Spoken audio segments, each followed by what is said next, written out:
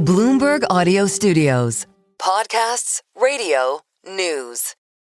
You're listening to Bloomberg Businessweek with Carol Massar and Tim Stenovec on Bloomberg Radio. Let's get to the Business Week Women's Health segment, where we focus on key issues and developing technologies impacting the present and future of women's health around the world. We've got with us Rosalind Picard, Doctor of Science, Grover M. Hermann Professor of Health Sciences and Technology at the MIT Media Lab, also Director of Effective Computing Research. She joins us from Cambridge, Massachusetts. Effective computing, what is it? Hi, it's such a pleasure to be here with you. Effective computing with an A is defined as computing that relates to, arises from, or deliberately influences emotion. Walk us through that. So it's in use today, and how is it, what is it enabling us to do? Lots of things. It's an area started here at the MIT Media Lab decades ago. And initially it was about giving computers the skills of emotional intelligence. Then we started learning that a lot of people could use better understanding about emotion also. Working with many people who had difficulty understanding others' emotions as well as their own, we started building wearable technologies that could monitor physiological changes in our body, even when we were leaving the lab, not just here hooked up to racks of equipment. Then those physiological changes were documented, obviously for research, but in terms of helping others understand what a person is feeling or experiencing, how does that work? Yeah, so obviously emotions are very personal and very private, so we don't do any of that sharing of it without people's fully informed prior consent. However, there are a lot of times when people are confused about their own feelings. For example, a person's heart may be racing and they may think that they have a cardiac condition, but in fact, it may be their fear of a cardiac condition that is causing the heart to race. So the wearables let you collect data in the real world.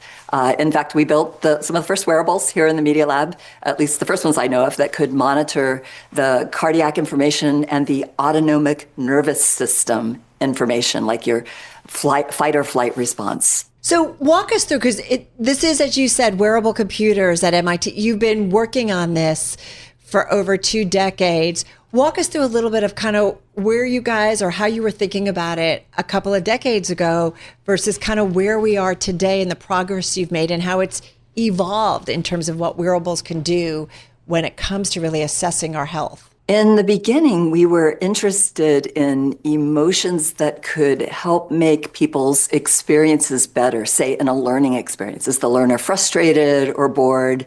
Or usability? Is this software driving users crazy?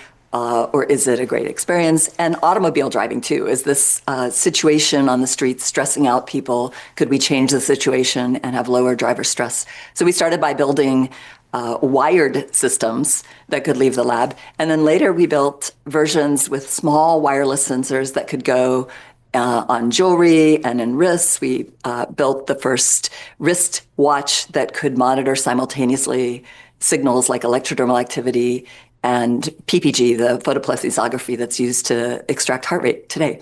And also, you mentioned the Apple thing. We built some of the first earbuds that actually worked with an iPhone that measured heart rate with consumer quality data and published that, I believe it was back in 2009.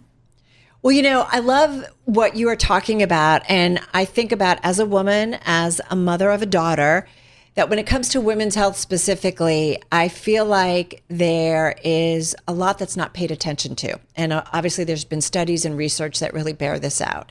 So I'm curious about how technology or wearables can improve the health and health outcome and knowledge and assessment when it comes to women specifically. Thanks for asking about that. Women have definitely been left out of a lot of health studies. I learned that it's less than 10 years ago that the National Institute of Health started even requiring scientists to include female mice and rats in their studies. Before, they were sticking with just the males. Amazing. To avoid the complexity of the female system.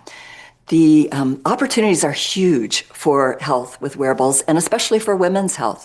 There are so many conditions that are different for women than for men. And they're not only vastly understudied, but the kind of data is very undersampled. It's like asking somebody what they feel or what they experience instead of actually counting the way that the pain each month is affecting their life or the way that the disruptions at night are affecting their sleep. And now we can do those kinds of measurements with wearables. So what is the right technology, in your view, that people, and specifically women, need to adopt in order to have this better understanding? Well, I'm not going to be promoting a particular product here today. At the Media Lab, our job is to make possible those future things. We're building the things that are pre-product, that are in some cases decades ahead of what will be out there. Sometimes we're also using commercial systems to gather data. So one example of that is we use a smartwatch that collects autonomic data and movement data, and we're looking at the structure of what is enabling people to sleep better. Sleep is such a huge problem, and it affects women differently than men, and we need to help people fix it. So let me ask this question in a different way, which is, when you look out at the products that are available with the context of what you've been working on for years at the MIT Media Lab, what has been harnessed and sort of what is still in the pipeline? What is still being researched? Like what percentage of the opportunity that you think is out there has actually been achieved with the products that are on the market right now? Where are we in that timeline? Oh, probably about 1% of it has been achieved. Okay. There's so That's much more cool. we can do.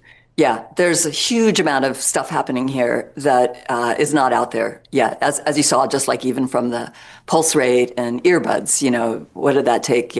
17 years for Apple to get to their announcement. Actually, other companies did it 10 years ago. So I don't know why they're just doing it now.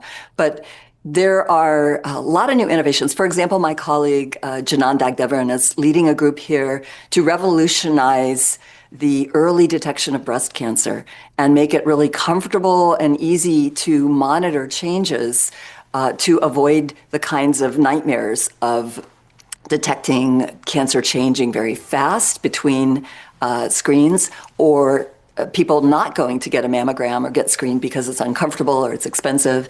So she has built conformable technology that shapes to the breast and allows people to get clinically significant, great data without the discomfort of, being pancaked.